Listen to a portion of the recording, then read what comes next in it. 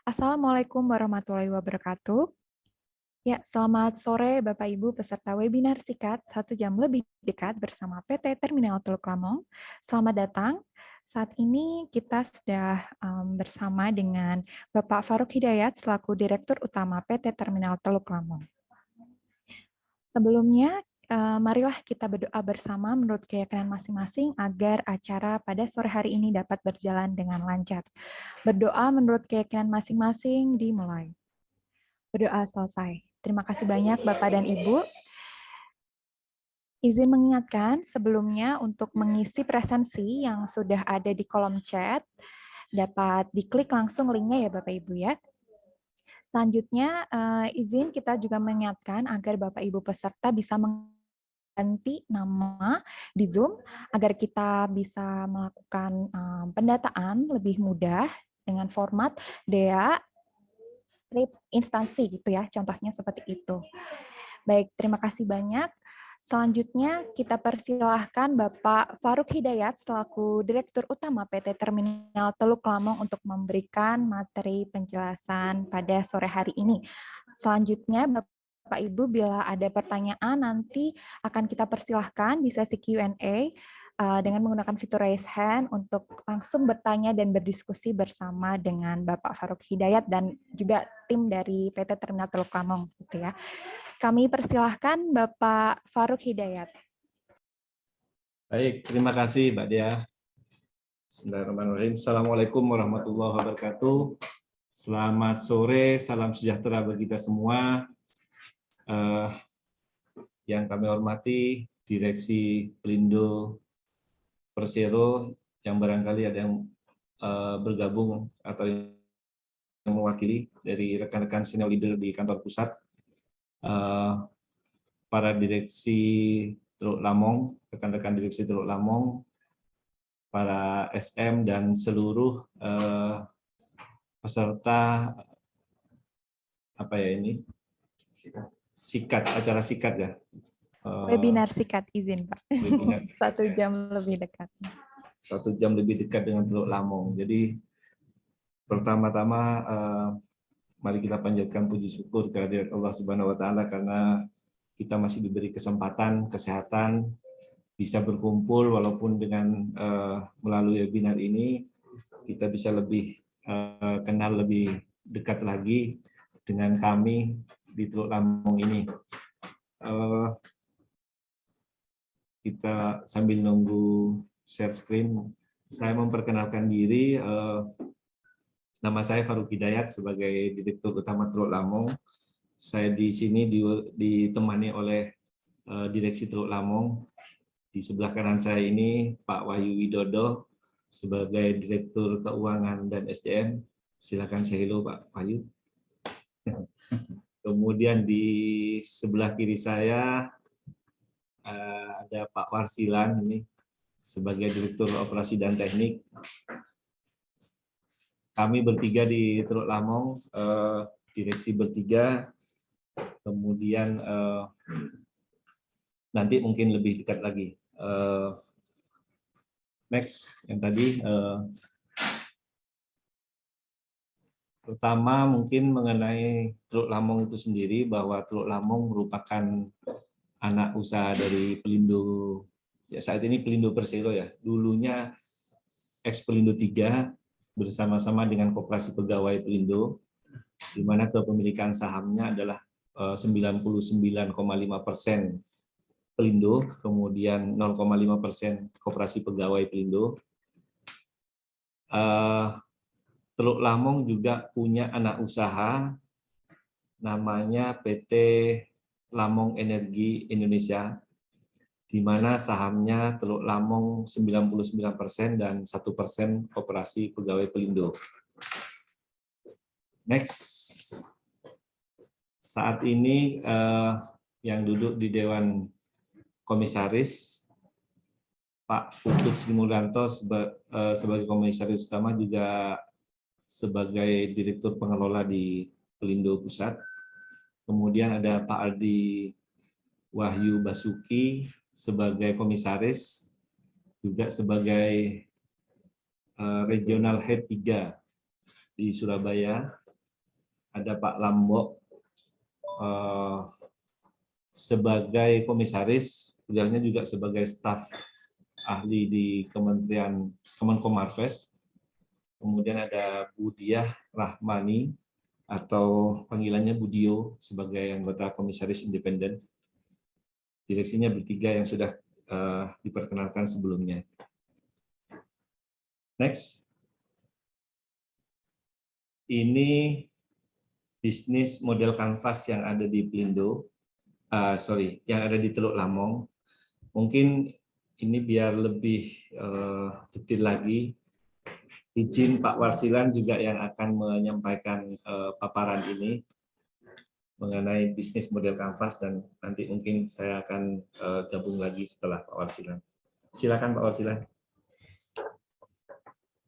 Baik, terima kasih Pak Dirut.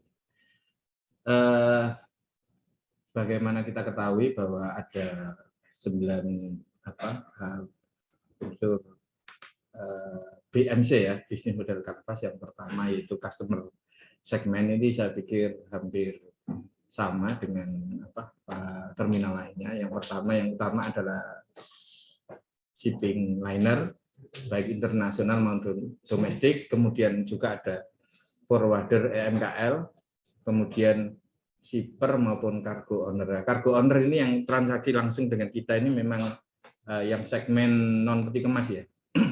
Jadi kami juga melaksanakan penunjukan untuk handling kargo curah kering itu dari cargo owner langsung, itu juga banyak. Kalau yang peti kemas kan shipping line sama forwarder atau MKL. Kemudian di partnernya ini yang utama ya Pelindo, karena kami ini sebagai operator ya, operating maintenance, itu kami mendapat penugasan dari Pelindo 3 untuk mengoperate kemudian memaintenance segala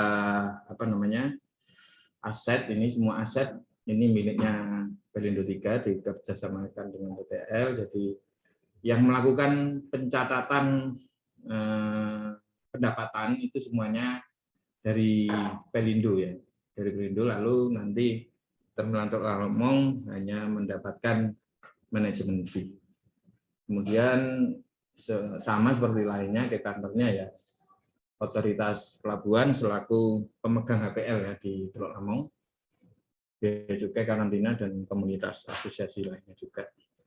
Ini memang value proposition yang coba kita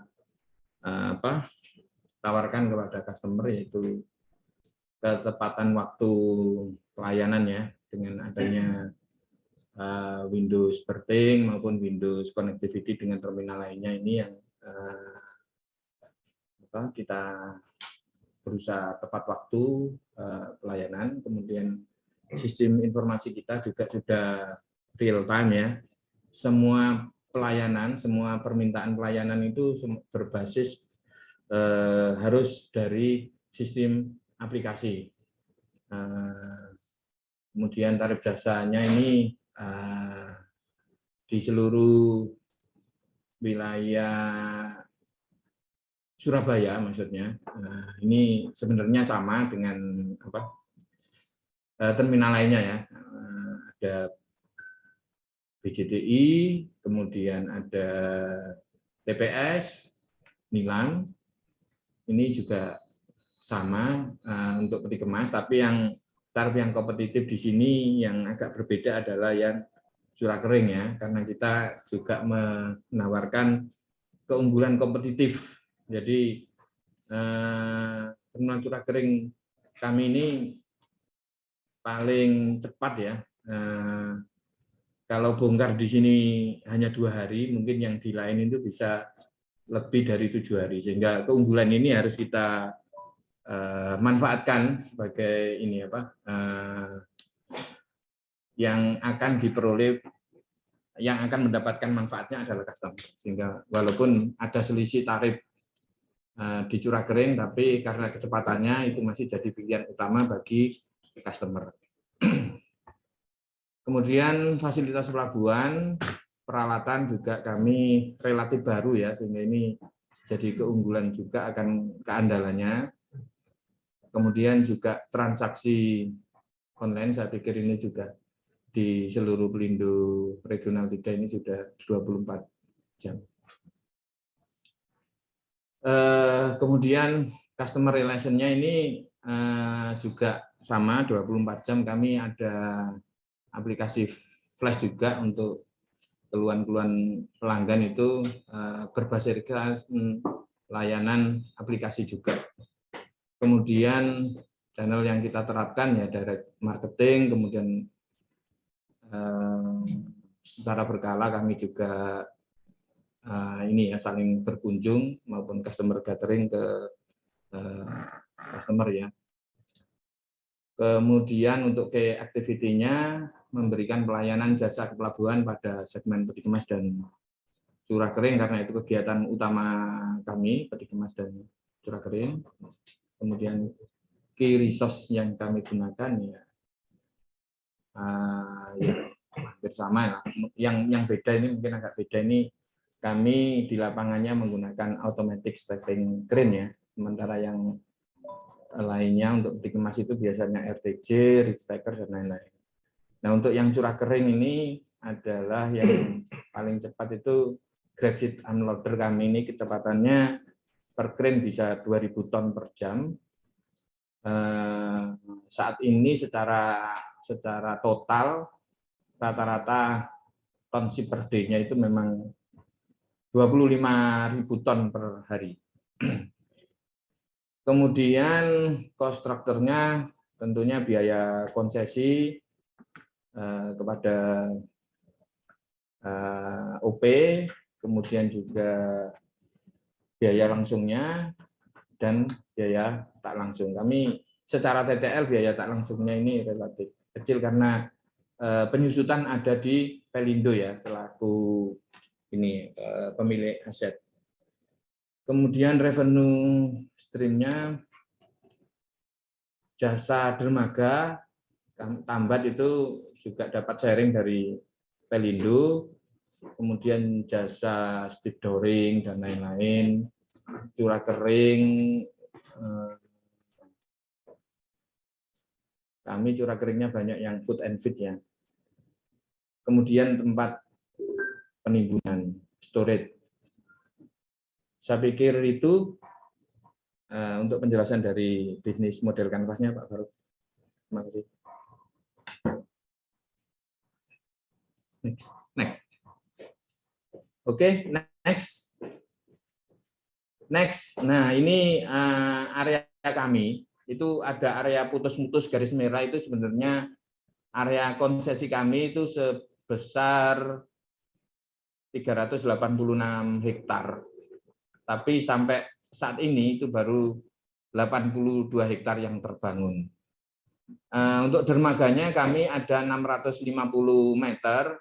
Dermaga ini sebenarnya hanya efektif untuk 2 tambatan di internasional. Itu pun barusan saja per November kemarin tambahan 150 meter itu selesai, sehingga total sekarang bisa menghandle kapal internasional bersamaan ya, karena rata-rata kapal internasional di kami itu 260-an.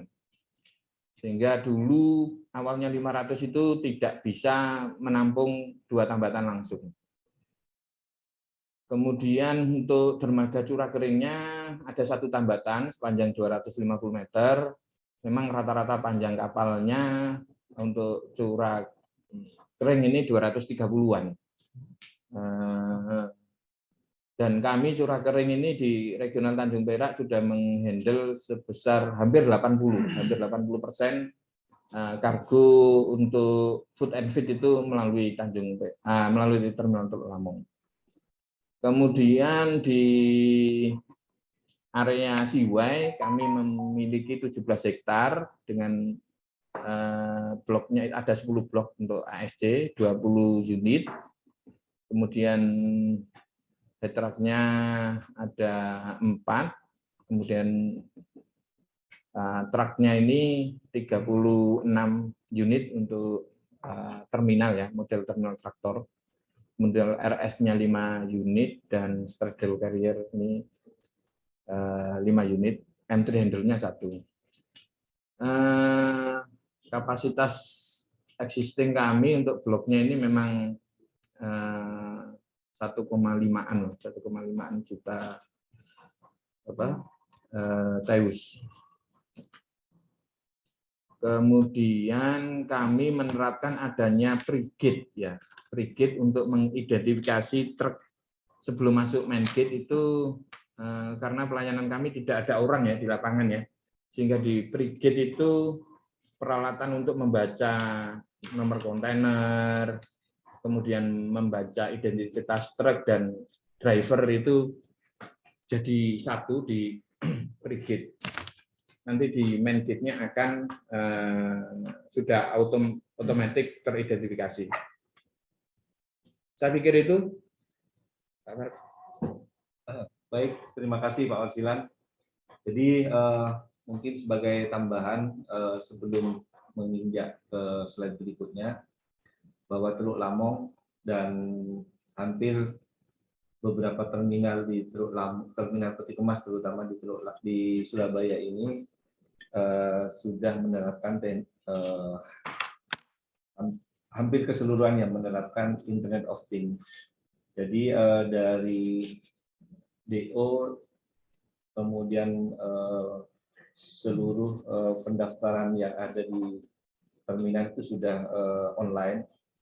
Di Teluk Lamong bedanya mungkin bisa dibilang lebih advance atau untuk di terminalnya menggunakan sistem otomasi. Dan juga ada hal baru di Teluk Lamong yaitu namanya TCS ya, Terminal Collaboration System, di mana peti kemas yang keluar untuk saat ini masih terbatas pada keluar PLP sudah menggunakan TCS yang mirip-mirip dengan Gojek. Artinya yang keluar dari Teluk Lamong bisa di tracing posisinya sampai mana, sampai akhirnya dia nyampe di depo PLP yang dituju.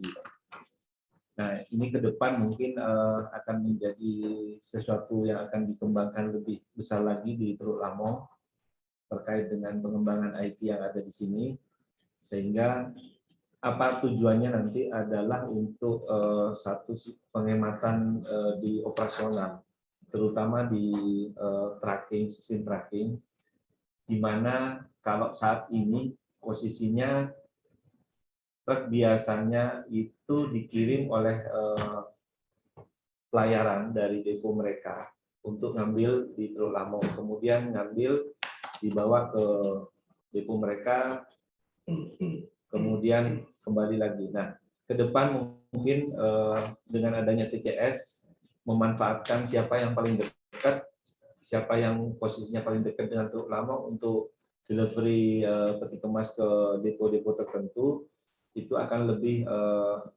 efisien nanti di operasionalnya secara keseluruhan. Itu yang akan menjadi program pengembangan IT ke depan di Teluk Lamong.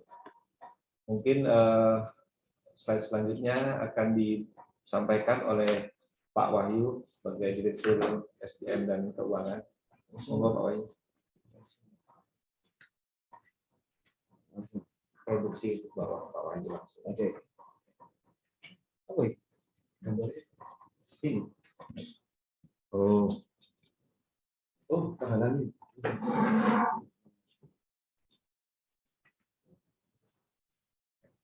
Baik, melanjutkan apa yang disampaikan oleh dua senior saya tadi. Selanjutnya kami coba untuk menyampaikan bagaimana sih gambaran performansi Teluk Lamong dalam perspektif produksi ya. Jadi kalau secara rata selama 5 tahun terakhir curah kering meningkat 20%, namun secara year on year bisa terlihat meskipun dalam kondisi situasi pandemi dan ada beberapa perubahan kondisi komersial di tempat kami, ada satu customer besar yang pull out dari layanan kami, namun kami tetap bisa achieve produksi untuk tahun 2021 ini di atas tahun 2020. Untuk peti kemas bisa kita lihat growth-nya secara satuan teus meningkat 21%.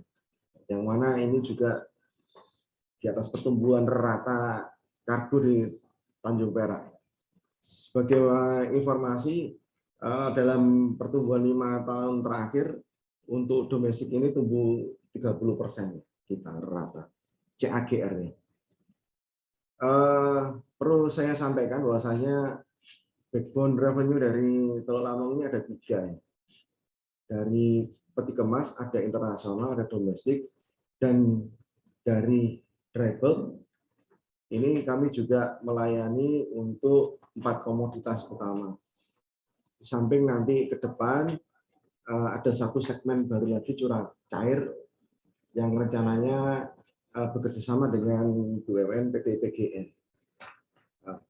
Untuk curah kering capaian di atas RKAP maupun year on year tumbuh 18% dari yang dianggarkan 2,3 juta di posisi Oktober bisa kami achieve 2,7 juta. Mudah-mudahan target 1 tahun bisa terpenuhi dalam bulan November ini. Karena ini gambaran capaian di bulan Oktober 2021. Next slide.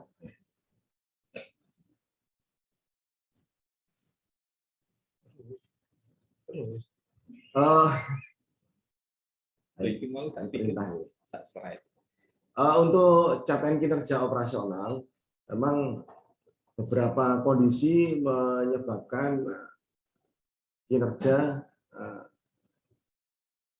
ya tahun ini sangat challenging ya, karena ada beberapa kondisi operasional di tempat kami yang mengakibatkan beberapa pengaturan ulang baik di lapangan maupun di sisi dermaga mempengaruhi kinerja. Namun secara keseluruhan tetap berada mencapai dari target DJPL, kecuali yang di satuan PCH. Untuk kinerja curah kering, sebagaimana sampaikan Pak Dir Optek tadi, Teluk Lamong salah satu yang mungkin satu-satunya dengan kinerja yang tertinggi ya untuk aktivitas ship day, layanan bongkar food and feed. Jadi 24.400 ton ship day. Yang ini kalau sampaikan Pak Laksana mungkin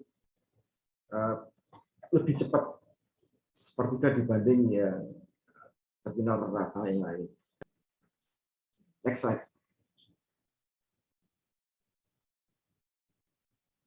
Secara konsolidasian, secara gambaran capaian kinerja keuangan, ini memang ada tandanya ya 100% karena memang agak unik di Teluk Lamong yang membedakan dengan terminal yang lain.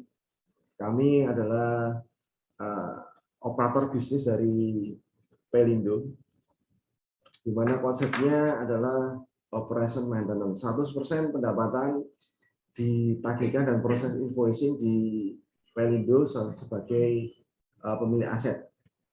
Existing saat ini berada di regional 3 atau subregional Jawa Timur. Nanti kami secara periodik 2 mingguan melakukan penagihan manajemen fee ke Pelindo, dan itu yang kami buku sebagai pendapatan. Yang kami sampaikan di sini ada sekitar kondisi capaian kinerja posisi 100%, artinya yang diterima oleh PT Pelindo. Bisa kita lihat untuk grup pendapatan usaha year on year juga meningkat signifikan, meskipun dalam kondisi pandemi capaiannya melampaui target juga, 15% dan 13% di atas target. Untuk EBITDA pun juga inline dengan capaian pendapatan di atas RKAP maupun dibandingkan dengan kondisi year on year, meningkat 17%. Operating ratio pun kami lebih rendah daripada target RKAP maupun realisasi tahun sebelumnya. Dan ini pun juga tercermin di EBITDA margin dan laba setelah pajak pun juga mengalami peningkatan signifikan 24% dibanding tahun lalu dan 28% dibanding RKAP. Next slide. Rincian berikutnya adalah terkait dengan, nah ini ikhtisar gambaran performansi keuangan Teluk Lamong secara bagian manajemen fee. Jadi ini yang kami catat pasti equal 50% dari share yang kami terima.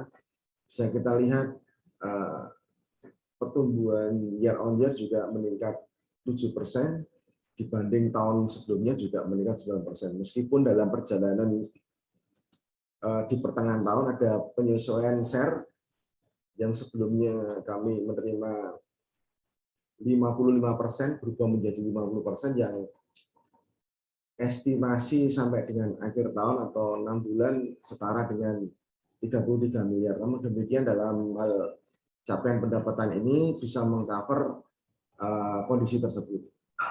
EBITDA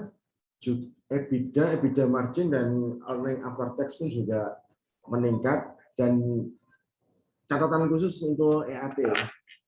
Di sini terlihat turun dibanding tahun sebelumnya karena memang saya sampaikan tadi ada perubahan kebijakan di tengah tahun 1 Juli 2021 ada perubahan kebijakan share management fee yang tidak kami anggarkan di RKAP 2021 sehingga menggerakkan angka year on year-nya.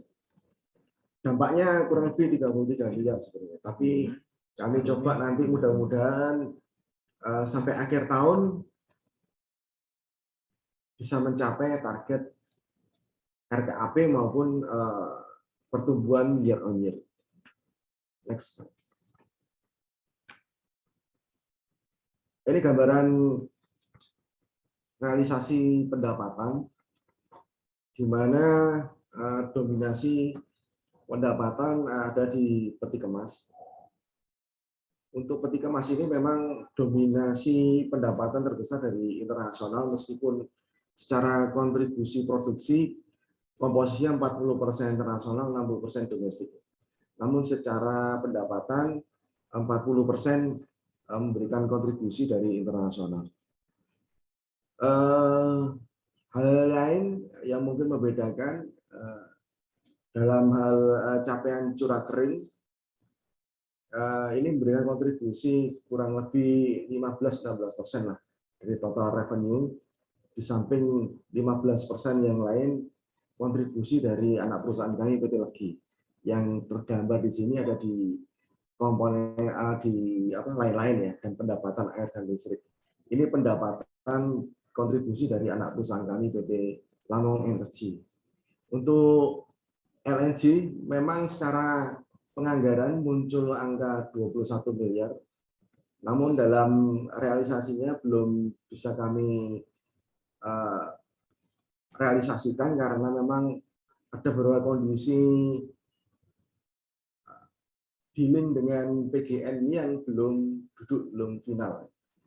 Yang sebenarnya ini juga mempengaruhi capaian kinerja pendapatan kita di 2021. Namun demikian, kami bisa mengganti merecover pendapatan ini dari pendapatan segmen usaha lain, terutama di peti kemas dan di curah kering. Next slide.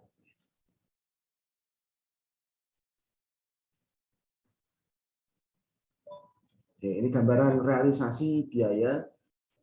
Mungkin beberapa partisipan mengkritisi angka capaian beban usaha yang total di atas tahun lalu dan di atas anggaran. Namun demikian, angka-angka ini bisa comparable dan berbandingkan dengan pertumbuhan pendapatan di atasnya. Dominasi pendapatan kita adalah di sumber daya pihak ketiga yang 50% di dalamnya kontribusi dari aktivitas handle bulk yang ada lawan pendapatannya di pendapatan curah kering di slide sebelumnya tadi. Jadi inline, ketika biaya sumber daya pihak ketiga untuk handling beban naik, maka pendapatannya juga naik. Dominasi di biaya sumber daya pihak ketiga atau KSMU adalah tenaga kerja untuk tenaga alih daya dan outsourcing. Untuk yang lain-lain terkait biaya ini mungkin yang dominan adalah biaya bahan, yang di dalamnya ada komponen terkait dengan listrik, BBM, yang relevansinya langsung dengan penambahan jumlah head truck yang kita deploy tahun ini meningkat dibanding tahun sebelumnya. Next slide. Mungkin itu yang bisa saya tambahkan. Saya kembalikan lagi ke Pak Dirut untuk lanjut. Terima kasih Pak Wahyu. Jadi itu hal-hal yang sudah disampaikan baik dari sisi operasional maupun keuangan, dan mungkin sebagai tambahan bahwa di Teluk Lamong ini pada prinsipnya digitalisasi sudah berjalan dengan baik. Ada kurang lebih 50 aplikasi yang sedang dioperasikan oleh Teluk Lamong di sini. Sebagian besar sudah terintegrasi dengan baik. Sebagai contoh, kalau untuk di operasional, untuk pergantian hot seat antar operator, kita sudah menggunakan aplikasi juga. Maksud kita menggunakan aplikasi adalah untuk bisa pengukuran secara baik, ya, terukur dengan baik, tidak ada dispute di antara operator itu sendiri pada saat melakukan pergantian jam kerja. Kemudian ada lagi aplikasi baru yang baru kita rilis beberapa bulan yang lalu terkait dengan antisipasi kita terhadap adanya pungli di lapangan. Karena satu-satunya kegiatan yang masih berinteraksi langsung dengan customer kita adalah kegiatan bahandle di CFS kita, di mana di sana ada tenaga dari tenaga internal kita yang tenaga bantu angkut, ya, bantu angkat. Kemudian dengan customer kita yang sebagian besar adalah MKL yang masih bertemu, sehingga untuk mengantisipasi hal yang tidak kita inginkan, dengan misalnya kalau polanya yang dulu adalah biasanya MKL tertentu adalah prefer menggunakan grup tenaga angkat tertentu, sehingga berisiko menimbulkan terjadinya kegiatan gratifikasi di lapangan. Kita menggunakan aplikasi sistem antrian, sehingga pada saatnya grup tertentu giliran melakukan kegiatan bongkar peti kemas itu sudah tidak bisa memilih lagi, dan terukur dalam konteks kinerjanya mereka juga ada skala ukuran yang dipantau di dalam aplikasi itu. Itu sebagai gambaran bahwa di Teluk Lamong sudah ada 50-an lebih aplikasi, sebagian besar sudah terintegrasi dengan baik, termasuk hotseat. Tadi sudah kita proses integrasi dengan sistem insentif kita, teman-teman operator, di mana pada saat ada satu keterlambatan proses pelaksanaan hotseat itu langsung berpengaruh pada penerimaan insentif mereka. Ini sebagai gambaran sistem digitalisasi di Teluk Lamong sudah berjalan dengan baik saat ini. Mungkin itu yang bisa kita share saat ini. Barangkali dari rekan-rekan semuanya ada sesuatu yang perlu kita detailkan, monggo, atau bahkan ada masukan kepada kami untuk bisa perbaikan di kemudian hari. Demikian Mbak Dia, barangkali kami kembalikan ke Mbak Dia. Terima kasih. Baik, terima kasih banyak atas pemaparannya Pak Farouk, Pak Warsilan, serta Pak Wahyu. Suaranya kecil Mbak Dia. Oh iya, apakah bisa dengar suara saya? Sudah jelas ya Pak? Baik, sekali lagi terima kasih banyak untuk Pak Faruk Hidayat, Bapak Warsilan, serta Bapak Wahyu Widodo atas pemaparan materinya. Selanjutnya, Bapak Ibu boleh menggunakan fitur raise hand untuk berdiskusi, untuk bertanya. Ada di Zoom chat ini atas nama Bapak Roy. Oh, Bapak Roy, ada pertanyaan? Belum ya? Baik, kita tunggu.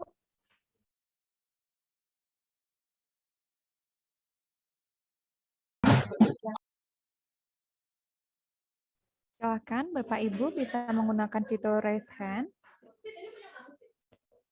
Oh ya, ada Bapak Ari. Ya, Assalamualaikum warahmatullahi wabarakatuh. Sebelumnya saya ucapkan terima kasih kepada panitia dan dari direksi PT TTL. Pak, yang saya ingin tanyakan kan PT Teluk Lamong itu mengoperasikan terminal peti kemas yang salah satunya itu udah semi otomatis ya Pak ya? Iya, ya, Nah, betul Pak. betul Pak. Ya. Kan kalau di Indonesia itu setahu saya baru terminal Teluk Lamong yang melakukan ini ya Pak ya. Ya, bisa dikatakan seperti itu. Nah, bisa di-share sih Pak, bisa di-share nggak Pak dari selama ini terminal Teluk Lamong mengoperasikan terminal semi otomatis itu benefit-benefit apa sih Pak yang didapat gitu, sehingga ketika kita merencanakan untuk terminal lainnya yang akan dibangun, misalkan seperti Kali Baru tahap 2 gitu, kita jadi ada insight baru Pak dari setelah Teluk Lamong ini gitu. Mohon di-share Pak itunya.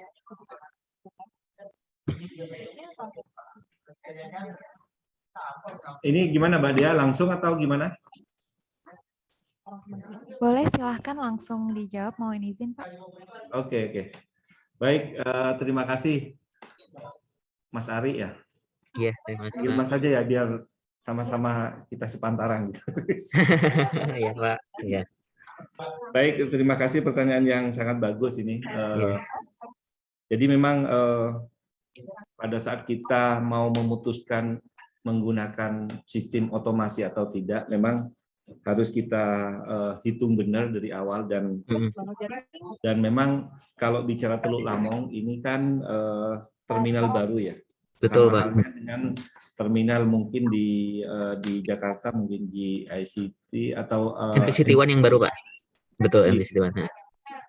Jadi pembangunannya pada saat itu memang hampir berbarengan. Betul. Kuala Tanjung juga terminal baru, dan di mana lagi ya? Di Makassar ya. Makassar Newport Pak. Makassar Newport betul. Nah, ini bicara historis ya.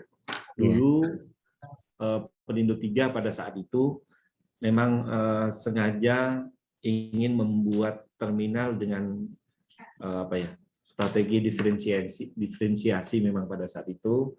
Diferensiasinya konteks bagaimana pelayanan itu meningkatkan safety.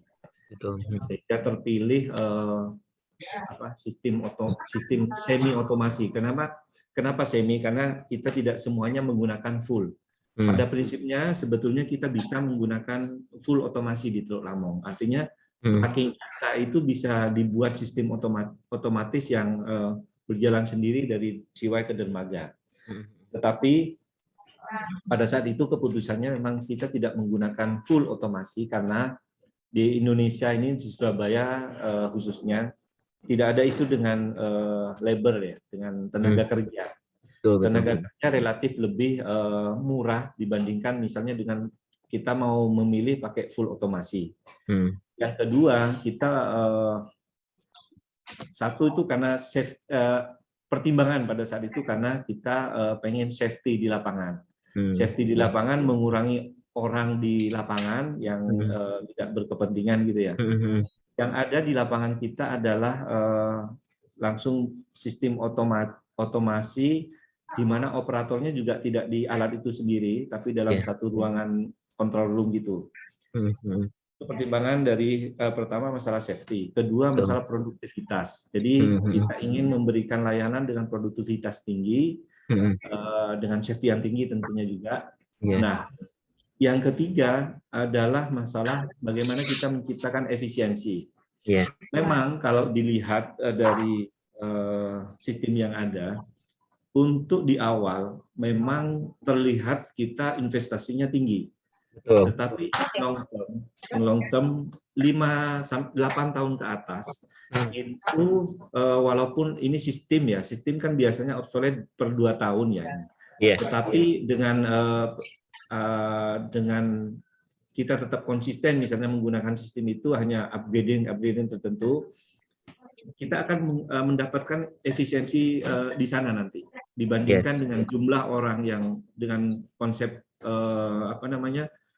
seperti manual seperti biasanya.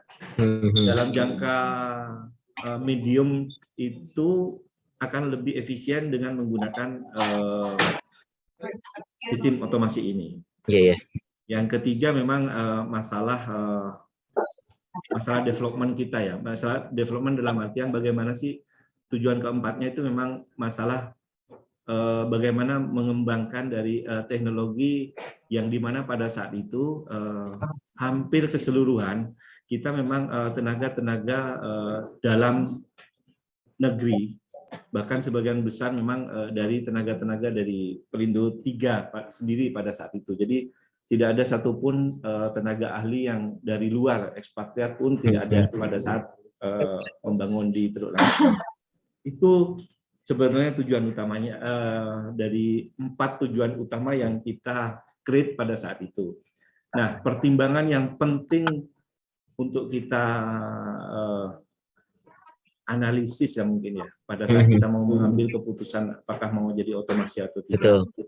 Memang pada saat sekali kita menentukan itu, mau tidak mau kita harus melakukan terus, artinya menggunakan resources yang ada itu. Karena tidak mungkin kita pada saat ini menentukan misalnya otomasi, kemudian 2-3 tahun mendatang berubah menjadi ini, itu akan costly nanti. Iya. Nah, yang kedua memang kalau dari sisi tidak enaknya ini terus terang aja nih, ini kan internal di kita grup dengan keluarga besar kita di Pelindo Group ini ada tidak enaknya sebenarnya. Kalau enaknya mungkin pada saat itu berjalan dengan baik, kita ibaratnya sambil santai-santai kita bisa mengontrol kerjaan kita dengan baik, dengan produktivitas tinggi tentunya. Tapi ada hal yang kurang baiknya pada saat itu terjadi gangguan. Gangguan kalau di Teluk Lamong ini sebagai gambaran top risk kita yang utama adalah masalah suplai listrik. Karena kita bekerja dengan bantuan dari sistem otomasi ya. Sekali ada kendala dengan listrik itu ya kita pasti mengalami trouble yang relatif panjang nanti penyelesaiannya. Dan karakteristik gangguan listrik ini tidak di awal-awal mungkin orang melihat itu kalau ada pemadaman atau apa ya dari PLN. Betul. Tapi ternyata tidak sesederhana itu. Ada kondisi trip ya, atau turun tegangan dari PLN dengan skala tertentu. Itu bisa menimbulkan juga kondisi gangguan di operasional kita. Dan ini masih relatif tinggi di Teluk Lamong. Dalam setahun itu bisa dihitung puluhan kali masih. Dan setiap kendala itu relatif tergantung. Antara setengah jam bisa terselesaikan, bahkan ada yang pernah 7 jam. Nah, ini bisa dibayangkan. Pusingnya teman-teman di lapangan ya, termasuk kita semua pusing pada saat ada kendala seperti itu. Kalau sampai berjam-jam, sementara kita tidak bisa menyetop arus yang datang ke sini maupun yang mau bongkar muat di Teluk Lamong itu. Itu seperti apa ininya, pusingnya itu. Kalau manual kan mungkin tidak akan keseluruhan akan berhenti kan. Betul Pak. Mungkin satu alat rusak, alat yang lain masih tetap jalan. Betul. Pada saat ini bicara otomasi, yang terjadi ada trip, kemudian pada saat itu ada satu soket aja. Satu soket ya, jadi colokan itu yang colokan di sistem IT kita itu karena sudah lebih dari 2 tahun ternyata nggak pernah pergantiannya mungkin terlewat pada saat itu ya. Itu bisa sampai 7 jam. Kenapa 7 jam? Karena ya itu tadi, kita nggak berpikiran ternyata soket aja yang jadi masalah gitu. Yang masalah gitu ya. Dengan adanya trip dari Trip. PLN. Ya, Ya itu tadi, kali berhenti langsung istirahat total semuanya. Oh iya. Itu tidak enaknya. Yang kedua, high risk kedua adalah sistem jaringan kita atau sistem operasional kita, sistem operation kita. Jadi dari TOS-nya sendiri misalnya itu ada kendala, sekali itu terjadi ya sama, nanti langsung berhenti total. Nah, itu yang harus menjadi pertimbangan pada saat kita mau melakukan satu keputusan mau otomasi atau tidak. Mungkin itu dari perspektif kami ya, barangkali bisa didiskusikan lebih lanjut. Monggo Mas Ari, seperti itu. Bapak terima kasih banyak atas sharing informasinya Pak, itu sangat berharga buat kita semua Pak. Terus Pak, ingin saya tanyakan Pak, selama ini suplai listriknya dari PLN saja atau dia ngambil dari suplai dari pembangkit lain Pak? Ya. Sebetulnya konsep awal ini mungkin yang disampaikan Pak Warsilan tadi mungkin karena ini terbatas waktu kita ya. Jadi Teluk Lamong itu kalau saya bilang itu sebetulnya bukan hanya terminal Pak. Bukan hanya terminal. Kalau kembali ke paparan tadi, di sana kita punya 386 hektar. Itu sebetulnya itu merupakan satu kawasan industri di Teluk Lamong. Industri yang mana konsep awalnya itu selain kargo limpahan dari Tanjung Perak, Teluk Lamong sendiri harusnya bisa menjadi self-generating cargo dengan adanya wilayah industri di belakangnya. Luas 386 hektar itu untuk terminal sendiri hanya 140 hektar yang untuk terminal. Sisanya adalah untuk wilayah industri, pendukung, termasuk industri berat sebetulnya bisa di situ. Cuma sampai dengan saat ini belum ada yang tumbuh karena memang konsepnya ada pasar baru kita siapkan karena sistemnya kan reklamasi di sana ya. Jadi awalnya Teluk Lamong itu full reklamasi dengan adanya undang-undang background atau dasar perjanjian kita dengan OP atau dengan perhubungan adalah undang-undang 17. Jadi murni undang-undang 17.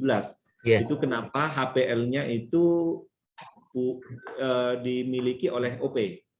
Pelindo hanya punya HGB dalam hal ini. Berbeda dengan yang sebelum Undang-Undang Nomor 17 itu. Nah, karena wilayah industri, kita sebetulnya sudah menyiapkan satu pembangkit listrik tenaga gas. Tenaga gas yang saat ini mungkin masih PLTMG ya, mini masih. Baru 6 giga ya Pak Wasri. 6 megawatt kali Pak. 6,6 ya yang kita siapkan. Dan saat ini kita operasikan sebagai picker saja. Jadi kita sinkronis dengan PLN dan kita pakai hanya pada pickers ya. Jadi pada saat paling beban puncaknya PLN kita masuk di situ. Kenapa tidak full? Ada kondisi teknis ya, kondisi teknis yang tidak memungkinkan kita operasikan itu murni dari PLTMG karena mungkin teman-teman alat, teman-teman yang dari backgroundnya peralatan itu pasti memahami ini.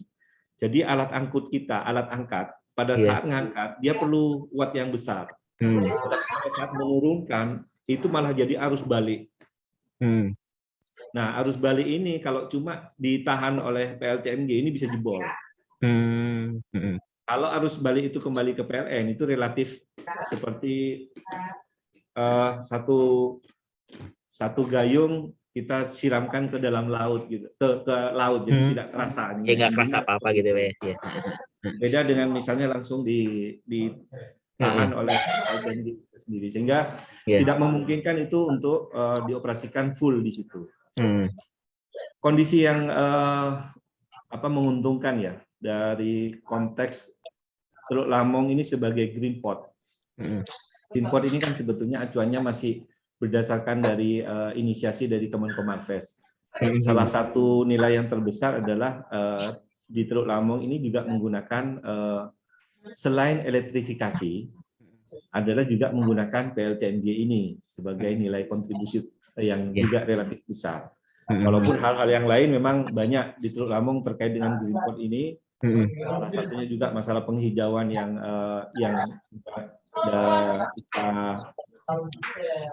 kita insentifkan ya. Kemudian masalah apa namanya dengan mangrove juga yang beberapa ada 5 aspek sih terkait dengan green port itu. Mungkin itu yang bisa saya share. Atau dari direksi yang lain, Pak Wasilan, Pak Wahyu, ada tambahan? Cukup. Ya, Pak. Ya, Pak. Mohon izin Pak sekali lagi Pak, kalau kebutuhan listrik Terminal Teluk Lamong sebetulnya berapa sih Pak? Bisa dibantu Pak Wasilan, kebutuhan listrik. Kalau sampai saat ini sih memang ini hanya sekitar 4-5 megawatt aja, Pak. Oh, Memang 4 sampai 5 ya? Sampai ultimate itu menyiapkan secara kapasitas jaringan itu 16 megawatt. Langganan kita ada di sekitar 10-an. Karena tadi daya listrik itu kadang-kadang peak-nya kan besar sekali. Iya, betul Pak. Jadi peak-nya sekitar 10-an ya Pak ya? Iya. Pak, boleh usul nggak sih Pak? Kan kayak misalnya di JICT itu Pak, ya emang belum semuanya gitu ya masih pakai alat itu. Cuman kan kalau di Tanjung Priok itu suplai listriknya itu dari beberapa pembangkit Pak, bisa sampai dari 3 pembangkit. Jadi ketika yang misalnya satu gangguan atau apa itu ada suplai listrik dari pembangkit yang lain gitu. Apakah hal ini memungkinkan juga gitu untuk diterapkan di Teluk Lamong atau memang dari PLN-nya sendiri itu suplai listriknya baru dari satu pembangkit aja nih, belum seperti kayak di Jakarta ada sampai 3 suplai. Ya. Iya. Baik. Kita menggunakan satu-satunya PLN memang karena sebetulnya PLN ini sanggup karena di Jawa Bali ini kan pertama surplus, kedua di Teluk Lamong sendiri ada 2 suplai sebetulnya dari PLN itu. Satu dari Surabaya, kedua dari Gresik. Jadi artinya kalau yang dari Surabaya mati, bisa yang dari Gresik.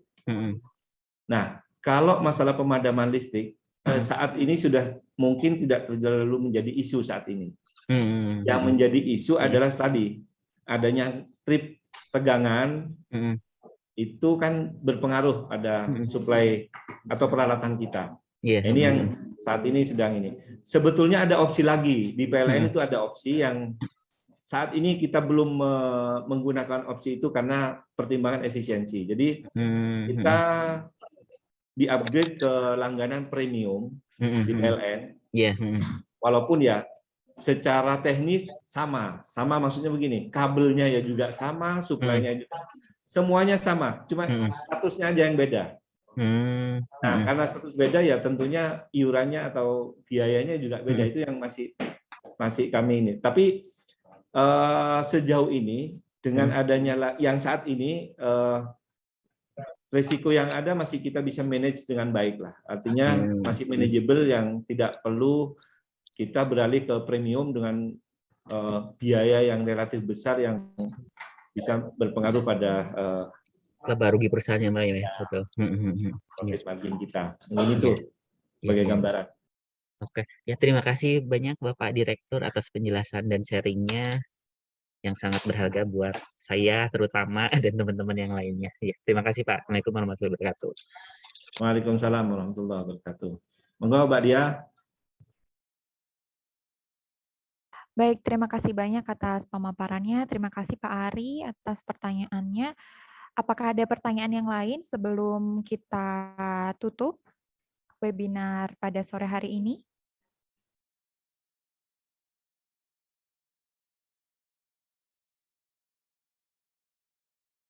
Mungkin cukup ya. Kalau mungkin ada pertanyaan lagi, mungkin kita di lain waktu bisa berdiskusi kembali ya, Bapak Farouk, Pak Warsilan, dan Pak Wahyu. Baik, monggo bisa dikirim email ke kami untuk bisa kita share ya mungkin apa yang ada di Teluk Lamong ini. Baik, terima kasih banyak. Izin juga kami share untuk materi yang sudah disampaikan pada sore hari ini. Selanjutnya, izin kami mengingatkan untuk Bapak Ibu yang belum mengisi presensi pada sore hari ini, silahkan mengisi, dan juga link evaluasi sudah kita berikan juga di Zoom chat.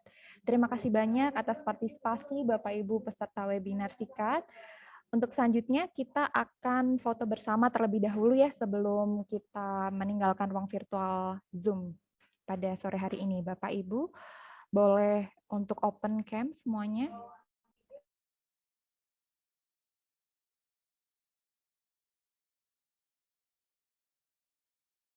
Mungkin ada gaya tersendiri ya, ini arahan dari Bapak Faruk atau Pak Warslan dan Pak Wahyu. Ya ini maunya berpelukan, cuma nggak boleh. Baik, mungkin gayanya seperti ini ya. Oke, kita hitung ya. 3, 2, 1. Untuk slide selanjutnya. 3, 2, 1. Untuk slide terakhir. Oke, mungkin ada gaya lainnya.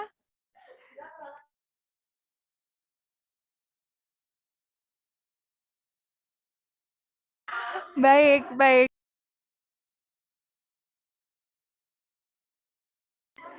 Oke, oh gini ya. Oke, gaya bebas ini ya. Silakan Bapak Ibu untuk open cam. 3, 2, 1. Oke, selanjutnya. Baik, terima kasih banyak atas partisipasinya. Salam sehat dan sampai berjumpa kembali. Besok masih ada sesi webinar SIKAT lagi dan kami mengucapkan banyak terima kasih dan juga mohon maaf bila ada kekurangan dari kami PT PMLI sekaligus PT Terminal Teluk Lamong. Sekali lagi terima kasih. Wassalamualaikum warahmatullahi wabarakatuh.